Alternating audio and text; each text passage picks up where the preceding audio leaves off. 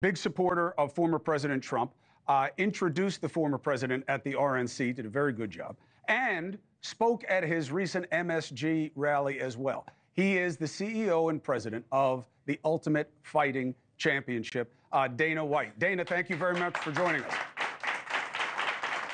Thanks for having me.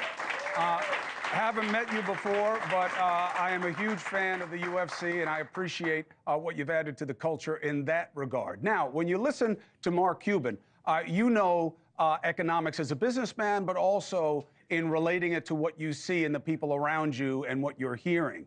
What do you believe his argument, how it lands with the voters, Dana?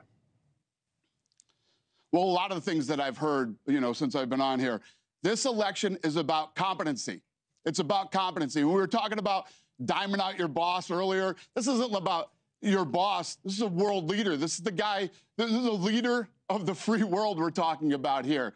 Trump has already proven he can build a strong economy. He can secure the borders. And he is somebody that allies and adversaries respect. Those are all very important things. She has never, what has she proven? What has she done over the last 4 years? And you cannot make the excuse that she was the vice president and she wasn't in charge of anything. I think that's ridiculous. She is the sitting vice president of the United States right now. She's proven nothing. She's done nothing. I think she's in over her head. She knows she's in over her head, and nobody who is intelligent, like Mark Cuban, Stephen A., or any of these other guys can tell me they truly believe that she is the better candidate. I'm going to have Mark get in. I'm going to have Mark get in, but Dana, just clarify. Dana, clarify something, and then I'll have Mark Cuban respond if he wants, which I'm sure he does. Dana, can you tell me of a vice president you've ever heard of who did something remarkable on their watch? Not that they did anything. Let me tell you this. So go ahead. Think about this.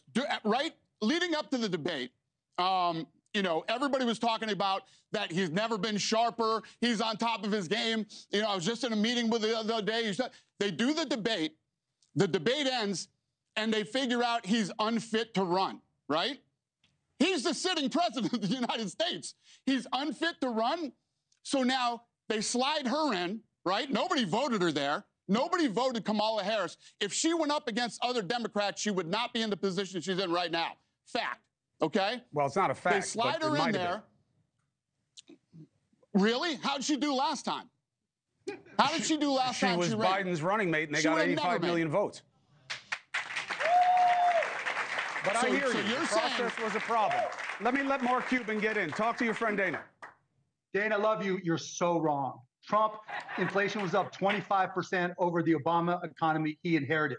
Ask him about Yemen, where he decided not to take action and allowed 100,000 people to keep on dying in Yemen.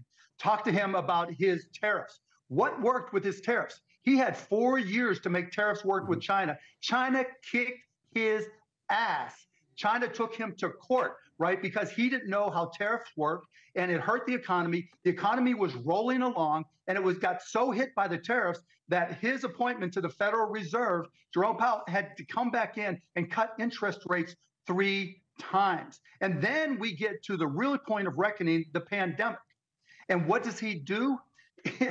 He says, if we don't test people, the viruses didn't really happen. He holds back on resources, except for Vladimir Putin, to keep people from getting healthy. That is not an accomplished president, Dana. He has not done anything.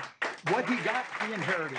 Hey, thanks for watching. Go to joinnn.com to find NewsNation on your screen. And don't forget, click the red subscribe button below to get more of NewsNation's fact-driven, unbiased coverage.